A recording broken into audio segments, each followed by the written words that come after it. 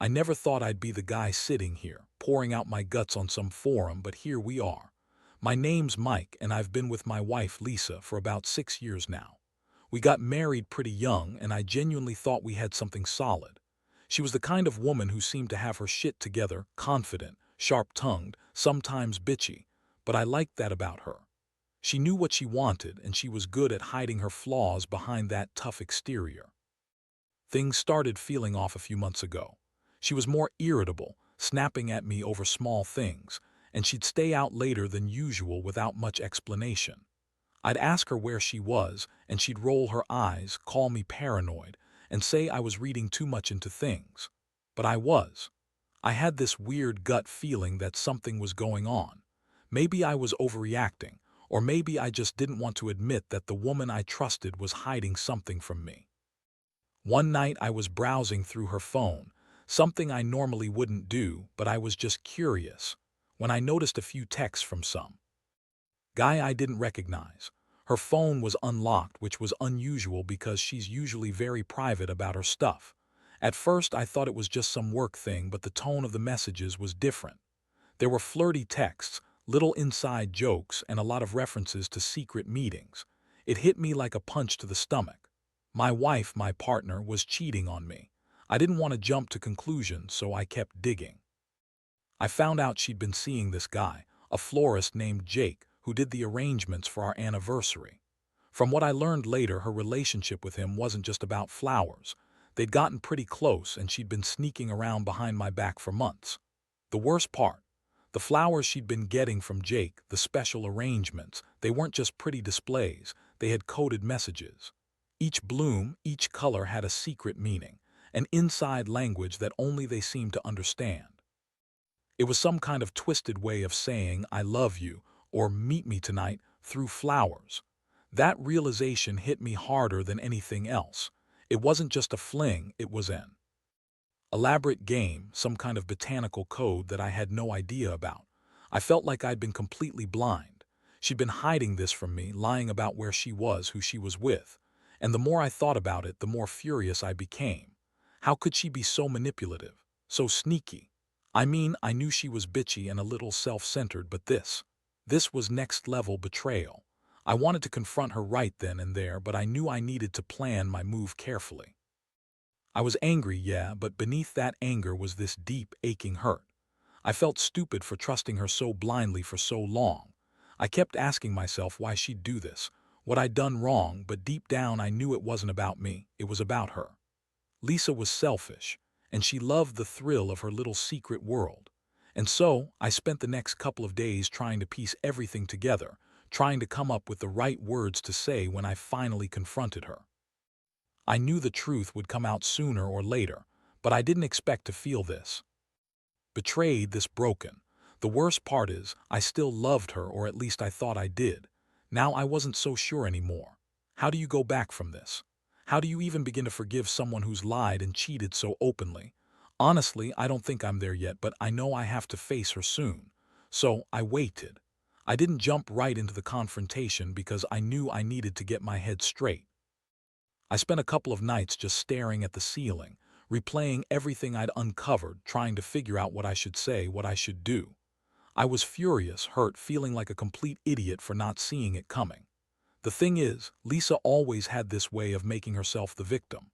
She'd deny everything, call me paranoid or insecure, try to spin stories to make herself look innocent. But I knew better now. I had proof, and it was just a matter of timing. Finally, I decided I couldn't wait any longer. That night when she got home from her girls' night out, I was already waiting in the living room.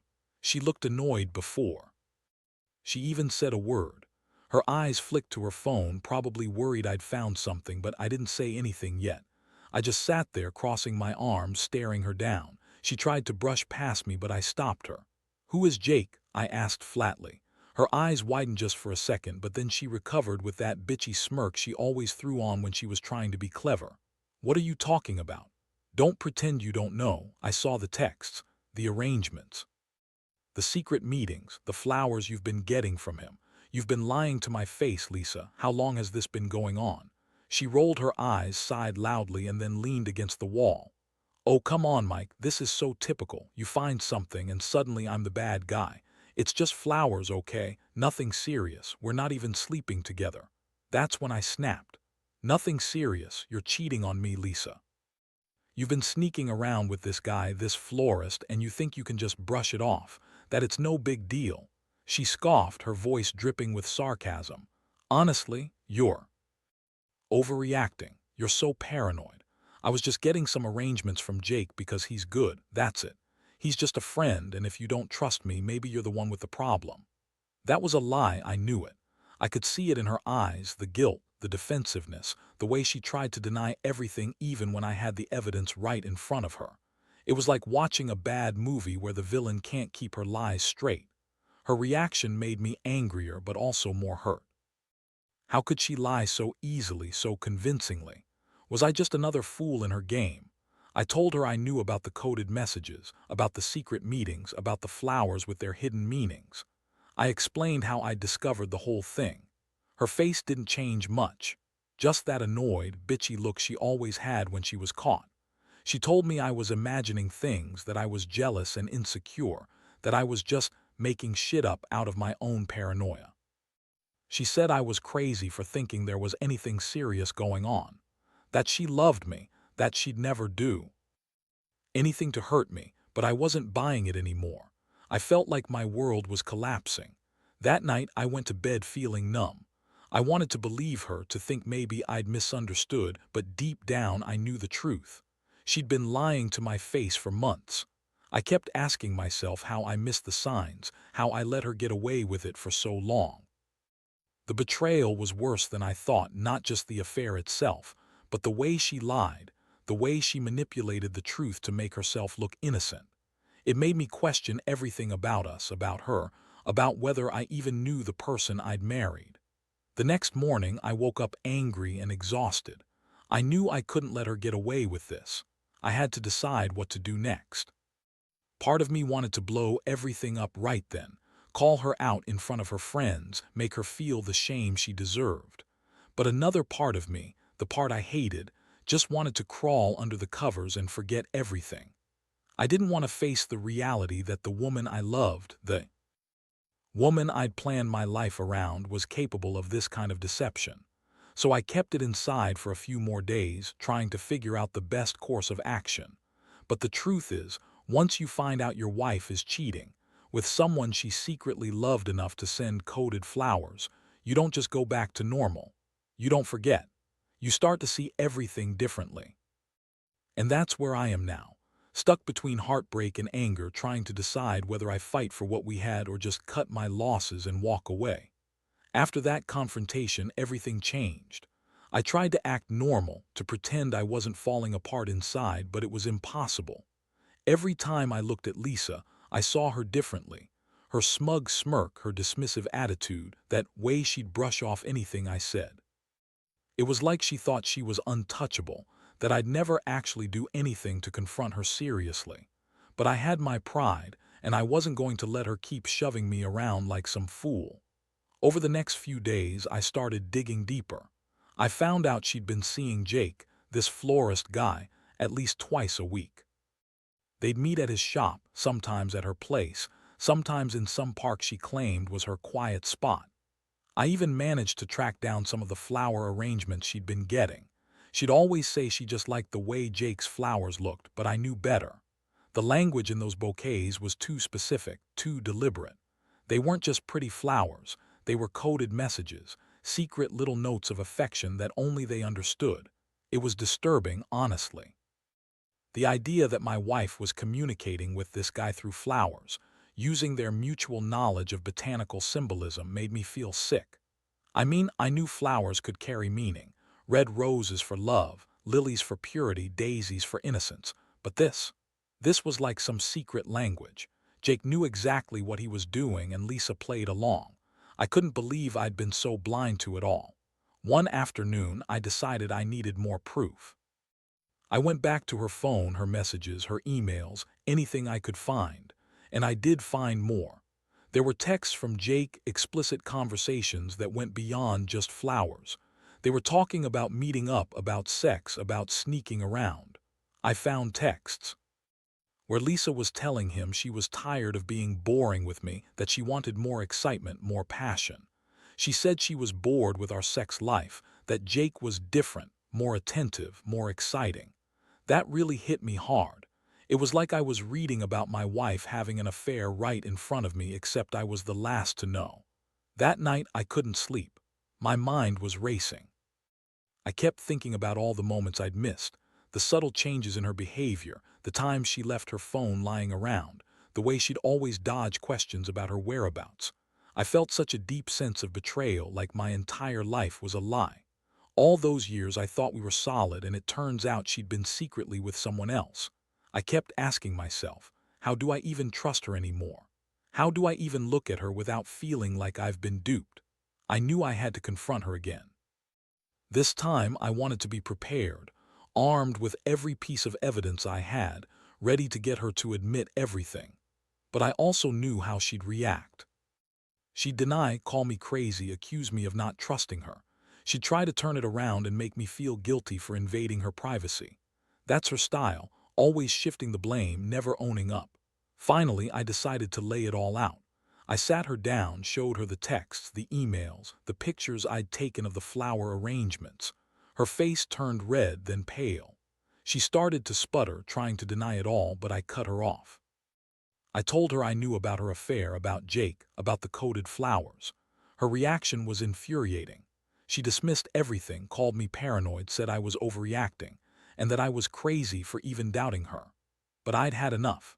I told her she had to choose. Either she come clean and admit everything, or I was gone. I wasn't going to stay with someone who lied and cheated on me, especially with some amateur florist who thought he was some kind of secret agent with his flower codes.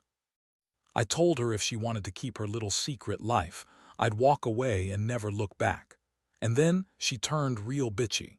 She started crying, blaming me for everything, saying I was suffocating her, that I didn't understand her needs. She said she only did it because I was a terrible lover, that I didn't appreciate her, that I was too boring. Honestly, her words just made me more furious. She was good at twisting everything around, making herself look like the victim when she was the one cheating and lying right in front of me. That night, I went to bed feeling like I'd just been punched in the gut. I realized I'd been living in a lie, and now I had to decide whether to keep fighting for this mess or just cut my losses and walk away. The thought of waking up next to her, knowing what she'd done, made me feel sick. But I also knew I couldn't stay in this marriage with her anymore, at least not until she owned up to everything.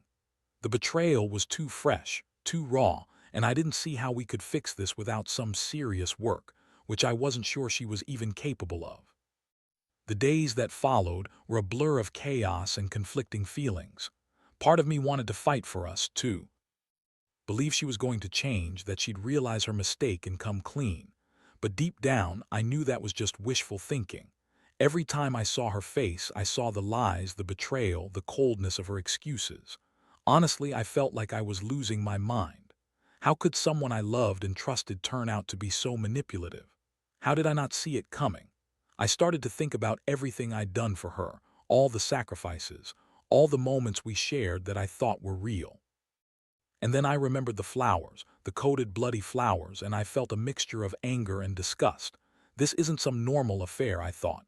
This is some sick game she was playing, using her knowledge of flowers and their meanings to communicate with him behind my back. She wasn't just cheating. She was doing it in some twisted secret language, like she was in some botanical spy movie. I kept asking myself, what the hell did I miss? Why did I trust her so blindly? I decided I needed to get some space, so I left for a couple of days. I stayed at my brother's place, just to clear my head. But even away from her, I couldn't stop thinking about what I'd uncovered. I replayed all the moments, her phone lying around with new messages, the secret meetings, the flowers. The more I thought about it, the more I realized I needed to confront her again, but this time I needed to do it on my terms. I knew she'd be defensive, maybe even try to gaslight me into doubting my own sanity, but I had to get her to admit everything. When I came back home, I was prepared for the worst. I sat her down again, this time more cold and calculated. I laid out all the evidence, screenshots, the flower arrangements, the texts. I told her I knew all about Jake, about the secret messages, about how she used her flower knowledge to communicate in code. Her face twisted into this sneering expression, like I was some idiot who didn't understand her game. She crossed her arms and looked at me like I was just some obstacle in her way. "Okay," she said with that bitchy tone she always used when she was losing control. "Yeah, I cheated. So what? Big deal, you're so paranoid, Mike. You couldn't keep me happy, so I found someone who could give me what I wanted. That's all it is. I don't owe you an explanation. I don't care what you think." That was the moment I realized she wasn't going to change. She wasn't going to admit she was wrong or even try to make things right. She was just going to keep lying and pretending everything was fine. I felt my stomach turn. It was like she was trying to make me the bad guy, even when she knew she'd been caught red-handed. I told her I couldn't stay with someone who lied and cheated, that I deserved better. I told her I was done, that I was leaving her. She laughed, that nasty little laugh she always had when she thought she was winning. "Go ahead, leave," she snapped. "You're not going to find someone else who puts up with your shit. You're a total loser, Mike, just like I always said." Honestly, hearing her call me a loser hurt more than any affair or betrayal. It made me feel small, pathetic. But I also realized something important. I wasn't going to let her define me anymore. If she wanted to be that bitchy, manipulative person, fine. I'd walk away and rebuild my life without her. That night, I packed a bag and left. The house felt cold, empty, like a shell of what it used to be. As I drove away, I looked back at the house, at the life I thought I'd had, and I felt a strange mixture of relief and grief. Relief that I was finally free from her lies, grief for the loss of what we once had. I didn't know where I was headed next, but I knew I had to start over. No more secrets, no more lies, no more being played. I had to find some way to move on, even if it meant facing an uncertain future without her. Now I just sit here, reflecting on everything, trying to understand how someone I loved could turn into this stranger. And honestly, I don't have all the answers yet. But I do know one thing. I'll never trust her again, not in the same way. And I'll never forget how her secret garden of flowers became a symbol of betrayal that cut deeper than I ever thought possible. Moving on hasn't been easy, I won't lie.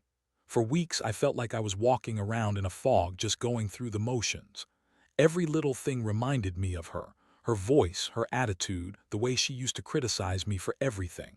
It's crazy how much of your life can hinge on someone's betrayal. I even started questioning myself, wondering if I missed signs, if I'd somehow pushed her away or failed as a husband. But deep down, I knew the truth. She was the one who cheated, lied, and played her little game of secret messages through flowers. I kept replaying that night in my head, her smirk, her dismissive tone, how she insisted she didn't owe me any explanation.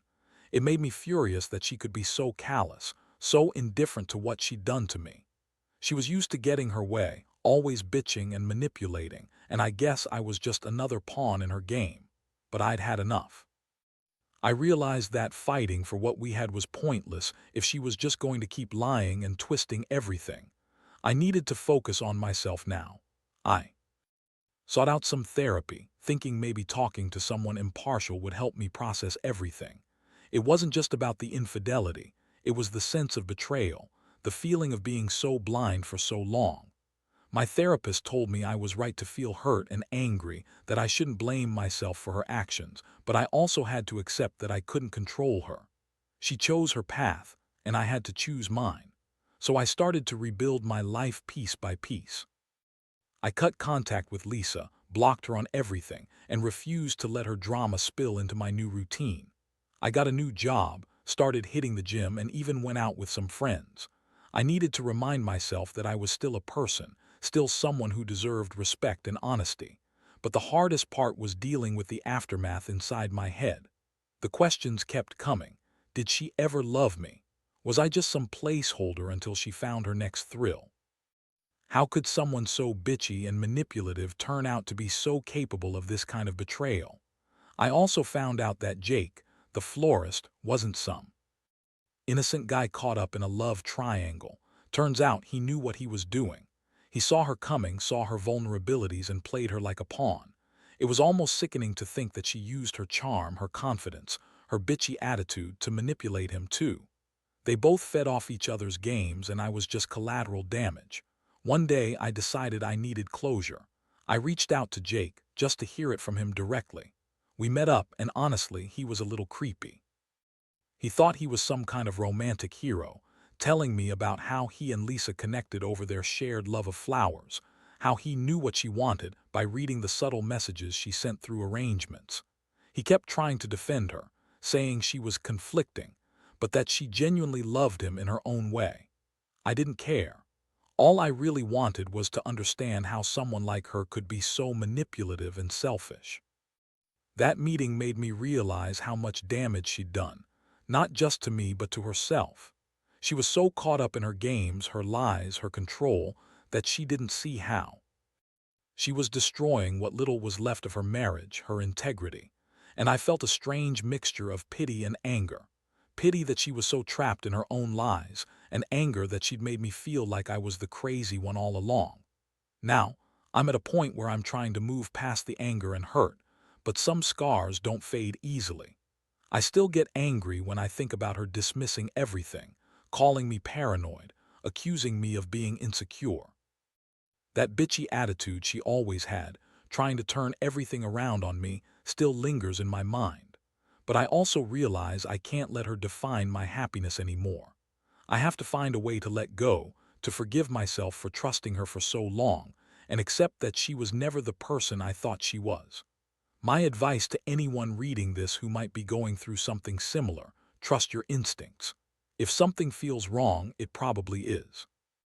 Don't ignore the signs, even if they seem small at first. And most importantly, don't let the betrayal define you. You're better than that. You deserve honesty, respect, and someone who loves. You're not some manipulative, bitchy woman who hides her secrets behind flowers and lies. I'm still healing, and I know I will for a while, but I also know I'll come out of this stronger. Because sometimes, the worst betrayals lead to the best new beginnings. Now, as I sit here reflecting on everything, I realize that the betrayal changed me in ways I didn't expect. I'm not the same guy I was 6 months ago. That naive, trusting husband who believed in happily ever after is gone, replaced by someone who's wary, guarded, and a little more cautious about whom he lets in. But I've also learned something crucial. I'm stronger than I thought. I survived the storm of lies, the deception, and the heartbreak. And I came out the other side still standing. One thing I've come to understand is how dangerous it can be to ignore the small signs. That feeling inside when something isn't right, that's your intuition fighting to be heard. Don't silence it. If your partner starts acting differently, hiding texts, lying about where they're going, or if they're just bitchy for no reason, pay attention. Because those little cracks in the surface can turn into full-blown betrayals if you're not careful. And to those who might be in a similar situation, I want to say, it's okay to feel broken at first. It's okay to be angry, to cry, to scream. But don't let that anger consume you. Use it as fuel to rebuild your life, to set boundaries, and to demand honesty. Your worth isn't defined by someone who cheats or manipulates you. It's defined by how you handle the fallout and whether you choose to move forward with integrity. I've learned that there's no such thing as a perfect relationship, but there is honesty and respect, which are the foundation of any real connection. Lisa's betrayal showed me that sometimes people aren't who they appear to be, and that's okay. It's a hard lesson, but it's one that's made me more aware of what I want and what I refuse to accept. I don't want to live in a world where I have to second-guess everything, where love is just a game of hidden messages and lies. So I'm letting go. I'm forgiving myself for trusting her for so long. I'm forgiving her too, because holding on to anger and resentment only hurts me in the end. I won't forget what happened, but I will learn from it. And I will move on better, wiser, and more cautious about who I let into my life. In the end, I've realized that betrayal can teach you about your strength. It's a brutal lesson, but it's also a necessary one, because surviving it means you're capable of more than you ever thought possible. And someday, I know I'll find someone who deserves my trust, who values honesty, and who understands that real love isn't about coded flowers or secret messages. It's about openness, respect, and genuine connection. And that's what I'll hold on to as I keep moving forward.